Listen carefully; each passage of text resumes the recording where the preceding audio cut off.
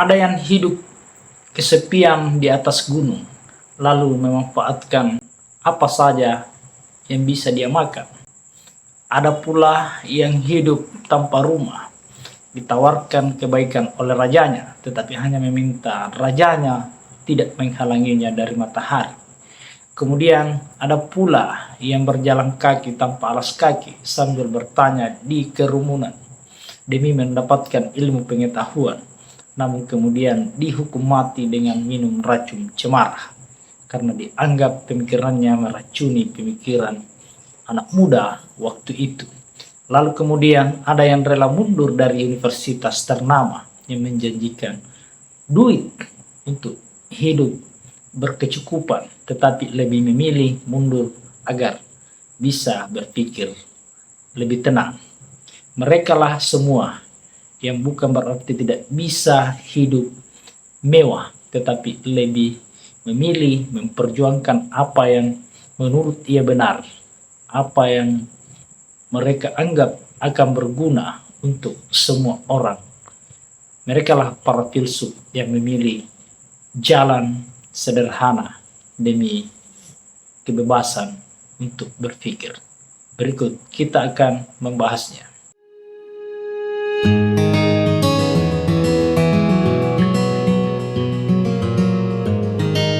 Sebelum kita lebih lanjut membahas, mohon dibantu subscribe-nya. Semoga channel ini cepat berkembang. Oke, berikut ini 4 filsuf yang hidupnya dalam kesederhanaan tetapi punya pemikiran yang begitu tajam. Yang pertama, Heraklitus, lahir 540 sebelum Masehi dan meninggal 480 sebelum Masehi. Dia punya pemikiran bahwa realitas itu tidak ada yang abadi. Kita tidak akan pernah turun ke sungai yang sama 2 kali. Maksudnya bahwa meskipun sungainya tetap di tempat itu, tetapi airnya tetap berbeda, waktunya juga tetap berbeda. Artinya bahwa perubahan itu akan terus terjadi. Bagi kita harus menghadapi perubahan-perubahan itu. Akal budi kita, fisik kita, tenaga kita harus bisa menghadapi perubahan-perubahan itu. Itulah hal yang paling dikenal dari Heraklitus yang kemudian hidup di dalam kesepian, hidup di atas gunung, makan apa saja yang bisa dia manfaatkan. Bahkan di akhir hidupnya dia menempelkan tai sapi pada badannya untuk menghangatkan dirinya. Tapi di saat itu dia lakukan, dalam kondisi tersebut dia meninggal. Itulah Heraklitus yang memilih jalan kesepian demi kebebasan berpikir. Kemudian yang kedua adalah Diogenes. Ini dari Sinope, Yunani kuno. Diogenes lahir 412 sebelum Masehi dan meninggal 323 sebelum Masehi. Diogenes hidup tanpa rumah, hidup di lorong-lorong, di tempat-tempat yang busuk malah, sambil mengkritik kehidupan sosial yang bahkan ditawarkan kebaikan oleh rajanya waktu itu, tapi dia hanya meminta rajanya untuk tidak menghalanginya dari matahari. Diogenes beranggapan bahwa dengan hidup sederhana, bahkan hidup sederhana yang sangat ekstrim, kebahagiaan dan kebajikan itu bisa dicapai. Dengan hidup sederhana, kemajuan moral itu bisa dicapai. Dengan materi, dengan berbagai fasilitas yang mewah, itu membuat ilusi bagi masyarakat, pada akhirnya juga tidak mencapai kebahagiaan. Diogenes mengatakan bahwa berlimpahnya ilmu pengetahuan tidak serta-merta menjadikan manusia menjadi orang yang bijak. Seperti yang kita saksikan sekarang, banyak orang dengan fasilitas yang sudah mewah, dijamin oleh negara melalui pajak rakyatnya.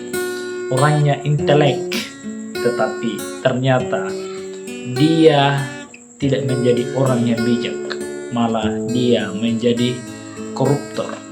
Seperti yang banyak kita saksikan selama ini.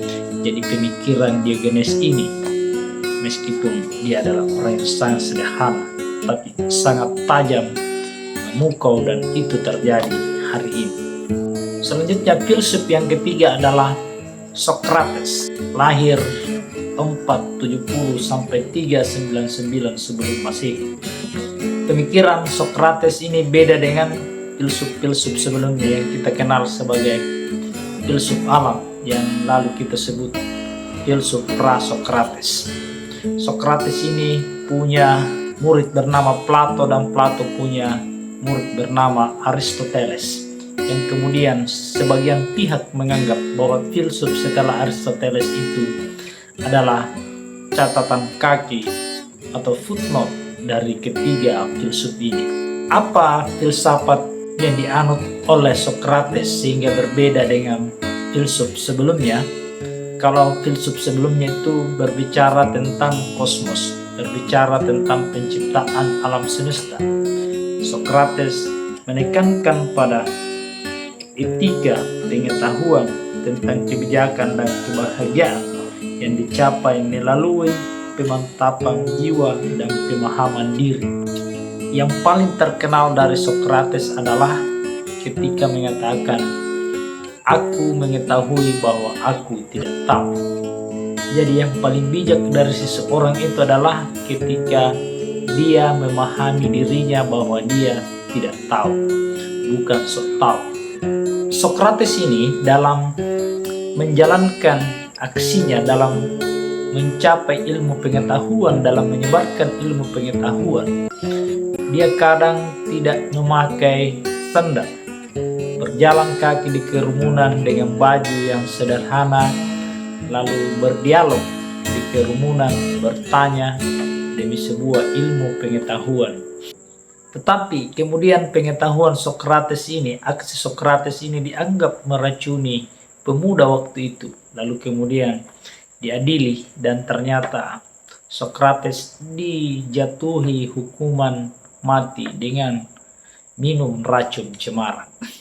Sebenarnya Socrates punya cara untuk melarikan diri dari hukuman itu, tetapi dia memilih untuk tetap dihukum mati.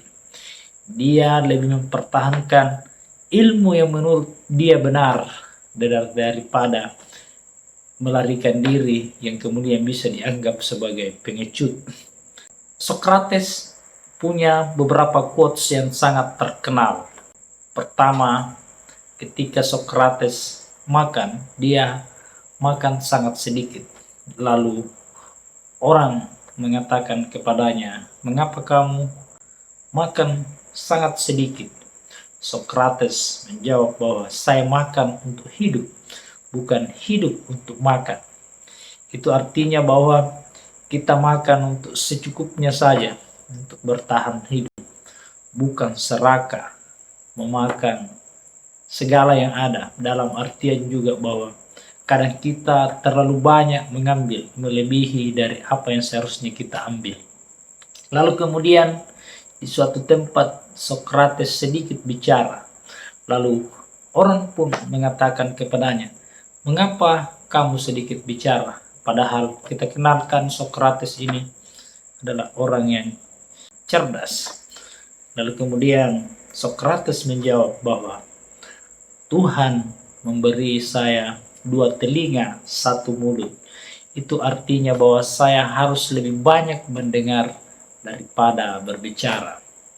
Kadang dalam kehidupan kita banyak orang yang sedikit ilmu pengetahuannya tetapi dia lebih banyak bunyinya. Socrates memberi gambaran bahwa kita harus lebih banyak mendengar supaya kita lebih memahami, lalu setelah itu kita bicara. Bahkan kalau bisa kita harus lebih banyak diam mendengar daripada bicara. Lalu kemudian di tempat lain, di saat Socrates sudah tua, dia belajar main gitar.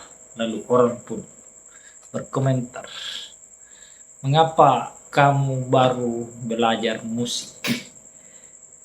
Socrates menjawab bahwa saya lebih ingin dikatakan bodoh di waktu muda daripada bodoh di masa tua. Artinya bahwa kita harus terus belajar dan belajar sampai ke liang lahat. Kemudian yang terakhir adalah Friedrich Wilhelm Nietzsche, filsuf dari Jerman yang lahir 1844 dan meninggal 1900.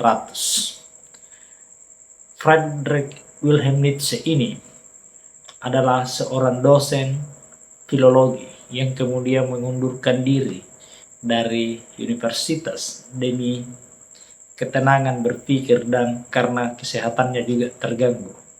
Tetapi kemudian di akhir hayatnya dia kehilangan kesadaran, bahkan ada yang mengatakan gila, dan akhir-akhir hidupnya sangat tragis, tidak banyak diketahui orang, hanya hidup dengan saudara perempuannya menurut beberapa info. Sangat tragis memang, pemikir yang besar, tetapi kemudian akhir hidupnya sangat menyedihkan. Salah satu yang terkenal dari Nietzsche adalah ketika dia mengatakan God is dead, Tuhan telah mati. Anggapannya sederhana bahwa ketika ilmu pengetahuan telah maju, ketika manusia sudah mengetahui banyak hal, maka dia bisa jadi tidak tunduk lagi pada hal-hal yang spiritual. Ada banyak penjabaran dari kalimat ini, tetapi hanya ini saja yang saya sampaikan. Karena ini bukan untuk mengkaji pemikiran Nietzsche, tetapi hanya menggambarkan bagaimana kehidupan para filsuf yang tragis, yang hidup miskin. Quotes paling saya sukai dari Nietzsche adalah dia mengatakan kita harus memiliki kekacauan dalam diri untuk melahirkan bintang yang terang. Itulah Nietzsche. Jadi keempat filsuf ini bukan berarti tidak bisa hidup dalam kemewahan, tetapi dia memilih jalan sederhana agar lebih bebas berpikir. Dia memilih jalan yang sederhana agar tidak terganggu dengan ilusi kemewahan. Dan buktinya ajaran-ajaran mereka masih banyak bermanfaat sampai saat ini. Semoga ini bermanfaat.